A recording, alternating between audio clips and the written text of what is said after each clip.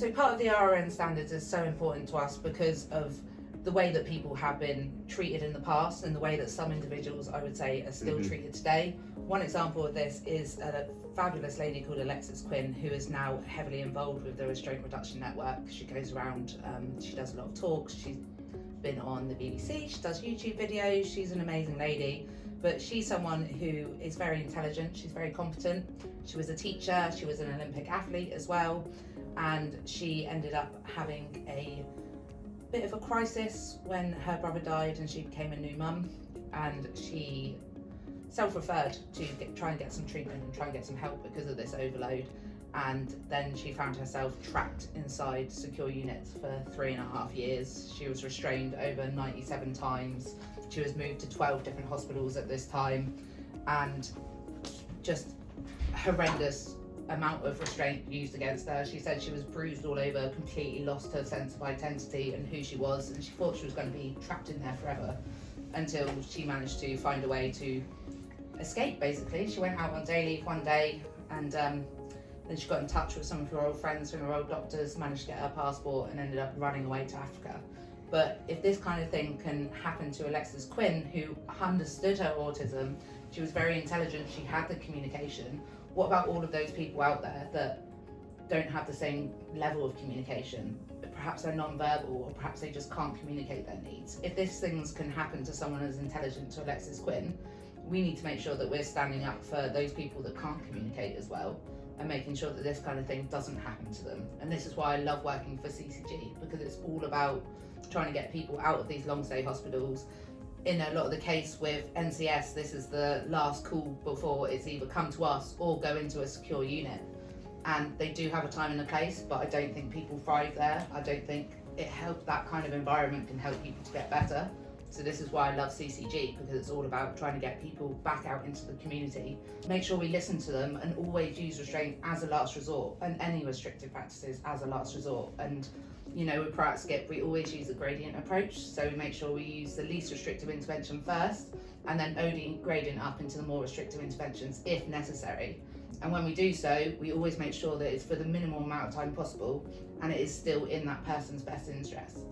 You know, in these secure units, people are being held down for hours at a time. With PROACT-SCIPr, we never want to do that. You always want to release or go into a least restrictive intervention as soon as possible, and only after all of these other strategies that you've tried has failed, that's when we use it. So I think that's why the RRN is so important, and what we do aligns with it. Yeah, they align with our values really, don't they, end of the day. Our core principles align with restraint reduction networks as well, and within PROACT-SCIPr, all three of those values do align beautifully together. But also it meets those standards with CQC as well. So it's about us keeping within standards, making sure that we're abiding by clinical governance. Some of the standards within CQC is making sure that we're keeping people safe. So this is safety through prevention, making sure that we're effective, so staff competence in PBS and in training. Making sure that we're well led, so through that leadership, driving restraint reductions at all times. Well, under the PROACT-SCIPr framework, data and incident reporting, it's not just about compliance tools, it's not just a tick box exercise. They're essential mechanisms for us to learn to make sure we can improve our practice and reduce future risk wherever possible. From incidents, from datas, we can look at those, we can try and identify, is there any behavioural patterns? Can we look at the environment? Is there any specific triggers? Is there any particular antecedents for the people that we're supporting? And if we know what these triggers are, then we can try to avoid them or minimise them as much as possible. It can help us to understand when our proactive, active and reactive strategies, when they're working for that individual. As I said before, people change, they grow and develop over time. So it's about making sure that if we're looking at this data and these incident reports, we can change, we can adapt, we can change our support as and when it's necessary. You can't argue with data. One of the things when we were moving over from PMVA to PROACT-SCIPr, some of the resistance that we had, some services felt that they wanted to be taught all of the interventions to keep our staff safe, and part of PROACT-SCIPr is we will only teach bespoke, more restrictive interventions as and when it's necessary. And looking at the data, I found that there had been 77 incidents in a month, and physical interventions were only actually used 3 times out of all of these incidents, which shows that our staff are really competent. They're really well trained. They're using verbal de-escalation, they're using distraction skills, they're using all of these other strategies and truly only using physical intervention as a last resort.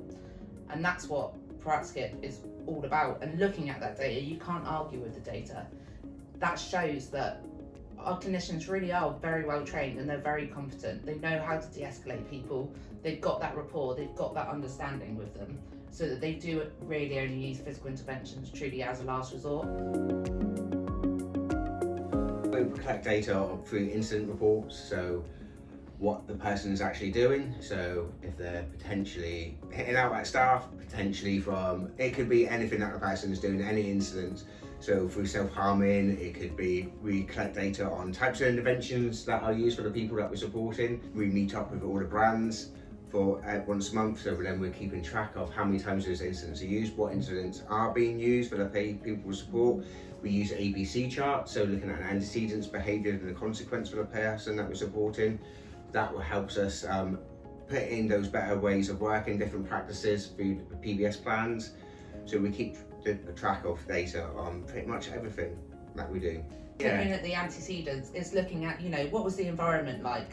Was it particularly busy that day? Had there been a change in routine? Perhaps a staff member hadn't turned up. Perhaps they were expecting a phone call from someone close to them and that person hasn't rung them, so they're getting upset about it. If we know more about the antecedents and the stuff that happened before the behaviour occurred, we can look at, is there any particular patterns there? Is there any strategies that we can put in to try and get de-escalation before the crisis actually happens and try and avoid it? Also, with if we're looking at the data and incidents as well, incidents and looking at them, it's not about blaming an individual, it's all about using it as a learning opportunity and realising that, when this incident happens, if we look back reflectively on it, ourselves and the people that we're supporting, we can say, okay, actually, what strategies worked really well during this intervention? What is it that we wanted to carry forward? But perhaps there's some things that, perhaps there were certain things we said or certain things we did that actually escalated the situation and made it worse.